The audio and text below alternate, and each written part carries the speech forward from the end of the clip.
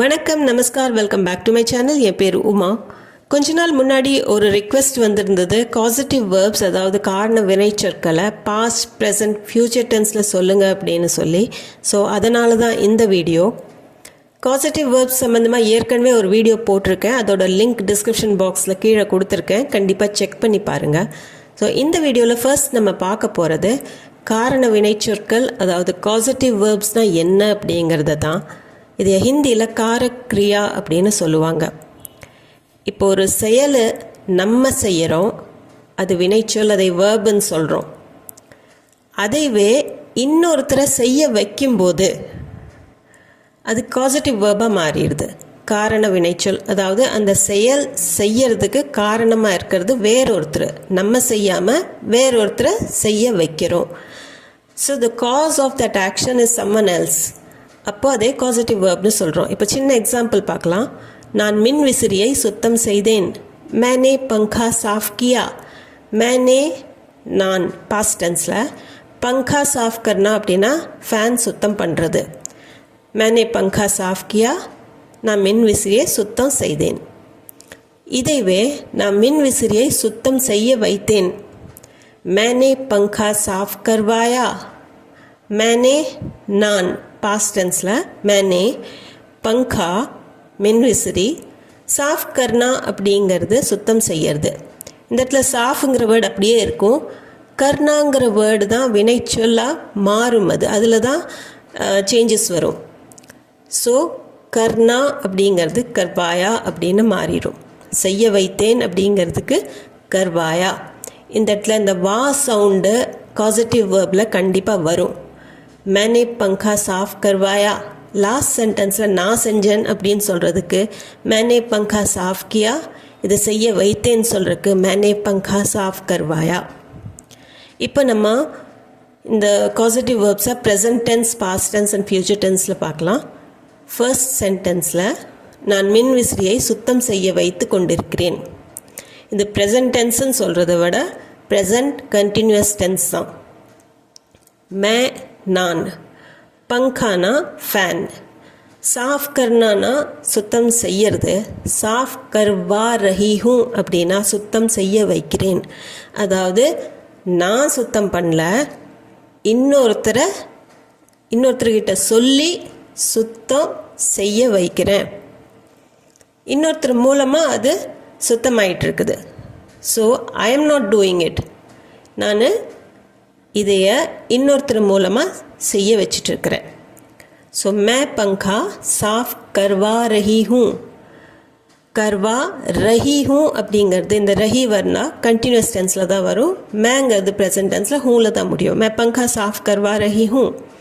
இதே பாஸ்ட் டென்ஸில் நான் மின் விசிறியை சுத்தம் செய்ய வைத்தேன் அப்படின்னு சொல்கிறதுக்கு மேனே பங்கா சாஃப் கர்வாயா தா. மேனே நான், பங்கா ஃபேன், சாஃப் கர்வாயா அப்படின்னா சுத்தம் செய்ய வைத்தேன். இந்த தாங்கிறது நான் உங்களுக்கு ஈஸியாக இருக்கட்டுங்கிறதுக்காக தான் போட்டிருக்கிறேன். அது பாஸ்ட் டென்ஸில் அவசியம் கிடையாது. மேனே பங்கா சாஃப் கர்வாயா அப்படின்னு சொன்னாலே போதுமானது. மேனே பங்கா சாஃப் கர்வாயா. இப்போ நீங்கள் காசிட்டிவ் வேர்பில் பார்த்தீங்கன்னா இந்த வினைச்சொல்ல வா அப்படிங்கிற வேர்டு, அந்த லெட்ரு வந்து சேருது. கர்வாயா, நான் மின் விசிறியை சுத்தம் செய்ய வைத்தேன்.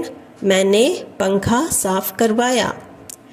இதைவே ஃப்யூச்சர் டென்ஸில் நான் மின் விசிறியை சுத்தம் செய்ய வைப்பேன் அப்படிங்கிறதுக்கு மே பங்கா சாஃப் கர்வாவுங்கி.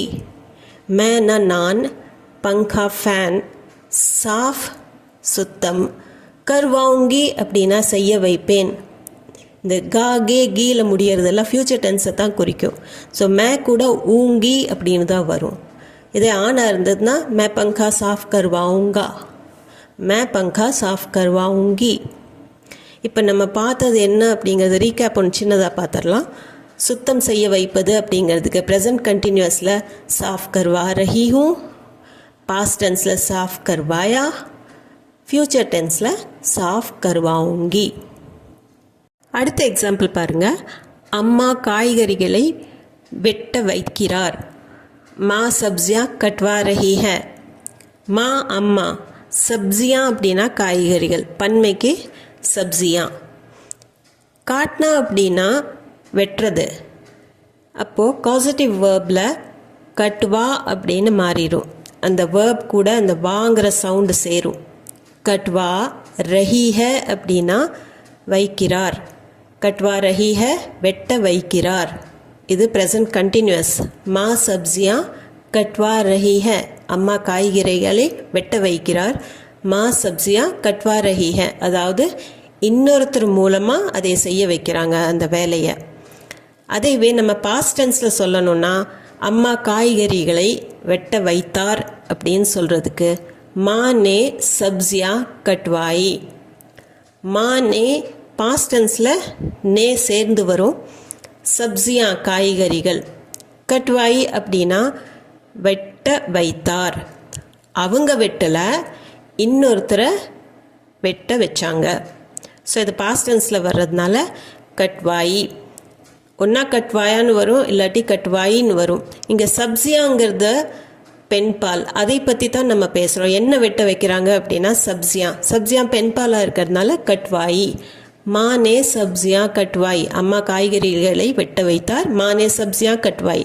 இதை ஃபியூச்சர் டென்ஸில் சொல்லணும் அப்படின்னா அம்மா காய்கறிகளை வெட்ட வைப்பார். மா சப்ஜியா கட்வாயேகி. மா அம்மா, சப்ஜியா காய்கறிகள், கட்வாயேகி அப்படிங்கிறது வெட்ட வைப்பார். காகேகியில் முடியறது ஃபியூச்சர் டென்ஸ். மா சப்ஜியா கட்வாயேகி. இந்த இடத்துல அம்மா தான் வெட்ட வைப்பாங்க, அதனால் கட்வாயேகின்னு வரும். இதே அப்பாவோ இல்லை ஒரு பையனாவோ இருந்ததுன்னா கட்வாயேகான்னு வரும். இப்போ நம்ம பார்த்தது வெட்டுவது அப்படிங்கிறதுக்கு ப்ரெசன்ட் கண்டினியூஸில் கட்வா ரஹி ஹேன்னு பார்த்தோம், அம்மாவை குறித்ததுனால. Past டென்ஸில் கட்வாயி, future டென்ஸில் கட்வாயேகி. அடுத்த எக்ஸாம்பிள், உணவு சமைக்கவை. ப்ரெசன்ட் டென்ஸில் நம்ம சொல்கிறோம் உணவை சமைக்கவை, அதாவது நீ சமைக்க வேண்டாம், இன்னொருத்தரை சமைக்கவை அப்படின்னு சொல்கிறதுக்கு கானா பன்வாதோ.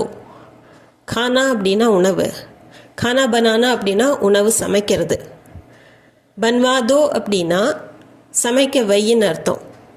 இப்போ கானா பனானா அப்படிங்கிறது இந்த பனானாங்கிற வினைச்சொல் பன்வா அப்படின்னு அந்த வாங்கிற வேர்டு கூட சேர்ந்து வரும். கானா பன்வாதோ உணவு சமைக்கவை, நீ சமைக்க வேண்டாம், இன்னொருத்தர்கிட்ட சொல்லி சமைக்கவை, கானா பன்வாதோ. இதைவே பாஸ்ட் டென்ஸில் நம்ம சொல்கிறோம் அப்படின்னா உணவு சமைக்க வைத்தான், கானா பன்வாயா.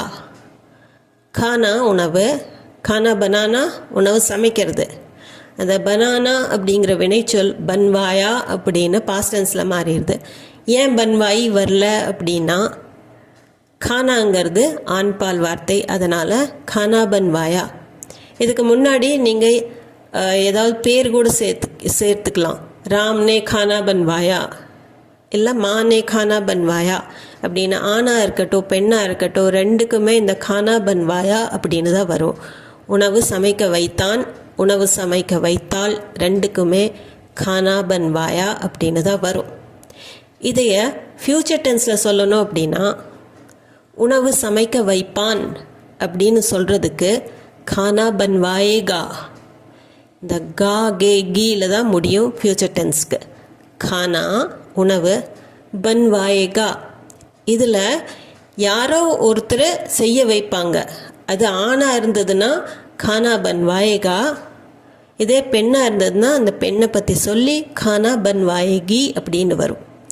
இதோட ரீகேப் பார்த்திங்கன்னா சமைப்பது அப்படிங்கிறதுக்கு ப்ரெசன்ட் கண்டினியூஸில் கானா பன்வாதோ அப்படின்னு ஒரு கட்டளையாக இருக்குது. அது கானா பன்வாயா அப்படிங்கிறது பாஸ்ட் டென்ஸ், ஃப்யூச்சர் டென்ஸில் கானா பன்வாயேகா. அடுத்த எக்ஸாம்பிள், காரை ஓட்ட வைக்கிறார். இதில் பேரெல்லாம் ஒன்றும் சொல்லலை, பொதுவாக சொல்கிறோம் காரை ஓட்ட வைக்கிறார். காடி சல்வா ரஹா ஹே. காடிங்கிறது பொதுவாக காருக்கு ஹிந்தியில் சொல்கிறது, நீங்கள் கார்னு கூட யூஸ் பண்ணிக்கலாம், கார் செல்வா ரஹா ஹே அப்படின்னு. காடி செல்வானா அப்படின்னா ஓட்ட வைக்கிறது, சலானானா ஓட்டுறது, செல்வானா அப்படின்னா ஓட்ட வைக்கிறது. செல்வா ரஹா ஹே ஓட்ட வைக்கிறார். இது ப்ரெசன்ட் கண்டினியூஸ் டென்ஸில் காடி செல்வா ரஹா ஹை, காரை ஓட்ட வைக்கிறார், காடி செல்வா ரஹா ஹை அல்லது காடி செல்வா ரஹி ஹை. பாஸ்ட் டென்ஸில் காரை ஓட்ட வைத்தான். இப்போ நம்ம வண்டியை பற்றி பேசுகிறோம். காரை ஓட்ட வைத்தான், காடி செல்வாயி அப்படின்னு வரும். செல்வாயான்னு ஏன் வரலன்னா காடிங்கிறது பெண்பால், அதனால் காடி செல்வாயி. காரை ஓட்ட வைத்தான், காடி செல்வாய். இந்த இடத்துல முன்னாடி நீங்கள் பேர் சொல்லிக்கலாம், ராம்னே காடி செல்வாய். இப்போ காடியை பற்றி தான் சொல்கிறோம், வண்டியை ஓட்டுறதை பற்றி காடி செல்வாயி. இதே ஃப்யூச்சர் டென்ஸில் காரை ஓட்ட வைப்பான், காடி செல்வாயேகா. ராம் காரை ஓட்ட வைப்பான், சீதா காரை ஓட்ட வைப்பாள் அப்படின்னு சொல்கிறதுக்கு காடி செல்வாயேகா அல்லது சீதா காடி செல்வாயேகி அப்படின்னு வரும். இதில் நீங்கள் ஒன்று நோட் பண்ணியிருப்பீங்க, காசிட்டிவ் வேர்பாக மாறும்போது எல்லா வினைச்சொல் கூட வா அப்படிங்கிறது கண்டிப்பாக யூஸ் ஆகுது. ஃப்யூச்சர் டென்ஸ் ஆகட்டும், பாஸ்ட் டென்ஸ் ஆகட்டும், ப்ரெசன்ட் டென்ஸ் ஆகட்டும், வா யூஸ் ஆகும். காடி செல்வாயேகா, காடி செல்வாயேகி. ஸோ கார் ஓட்டுவது அப்படிங்கிறதுக்கு நம்ம 3 டென்சஸ்லேயுமே ப்ரெசன்ட் கண்டினியூஸில் செல்வா ரஹா ஹை, பாஸ்ட் டென்ஸில் காடி செல்வாய், ஏன்னா காடி பெண்பால், ஃப்யூச்சர் டென்ஸில் செல்வாயேகா. இன்னொரு எக்ஸாம்பிள் பார்க்கலாம். துணி துவைக்க வைக்கிறேன், கப்படே துல்வா ரஹா ஹூம், मैं कपड़े धुलवा रहा हूँ அப்படின்னு சொல்லலாம். இல்லை ராம் கப்படே துல்வா ரஹா ஹே அப்படின்னு சொல்லலாம். இப்போ கப்படே அப்படின்னா துணி, பன்மையில். கப்படானா துணி, கப்படே அப்படிங்கிறது துணிகள். தோனா அப்படின்னா துவைக்கிறது, துல்வானா அப்படின்னா துவைக்க வைக்கிறது. துல்வா ரஹாஹும் துவைக்க வைக்கிறேன், ப்ரெசன்ட் கண்டினியூஸ். ஸோ கப்படே துல்வா ரஹாஹும், துணி துவைக்க வைக்கிறேன், கப்படே துல்வா ரஹாஹும். இதே பாஸ்ட் டென்ஸில் துணி துவைக்க வைத்தேன் அப்படின்னு சொல்கிறதுக்கு கப்படே துல்வாயே. கப்படே துணிகள், துல்வானா அப்படின்னா துவைக்க வைக்கிறது, துல்வாயே துவைக்க வைத்தேன். இதுக்கு முன்னாடி பேர் போட்டுக்கலாம், மே போட்டுக்கலாம். मैंने कपड़े धुलवाए, राम ने कपड़े धुलवाए, இல்லை उसने कपड़े धुलवाए அப்படின்னு எது வேணாலும் சொல்லிக்கலாம். கப்படே துல்வாயே, துணி துவைக்க வைத்தேன், கப்படே துல்வாய். பன்மையாக இருக்கிறதுனால கப்படேன்னு வரும், துல்வாயேன்னு வரும். ஃப்யூச்சர் டென்ஸில் துணி துவைக்க வைப்பேன் அப்படின்னு சொல்லணும் அப்படின்னா கப்படே துல்வாவுங்கா, கப்படே துல்வாவுங்கா. கப்படே துல்வானா அப்படின்னா துணி துவைக்க வைக்கிறது. இந்த துல்வானா அப்படிங்கிறது நவுன் ஃபார்ம். ஸோ கப்படே துல்வாவுங்கா அப்படின்னா இந்த இடத்துல நான் பண்ணுவேன் அப்படின்னு சொல்கிறதுனால மே கப்படே துல்வாவுங்கா அப்படின்னு தான் வரும் இந்த இடத்துல, ஊங்கா வர்றதுனால. ஸோ துணி துவைக்க வைப்பேன் அப்படிங்கிறதுக்கு மே கப்படே துல்வாவுங்கா.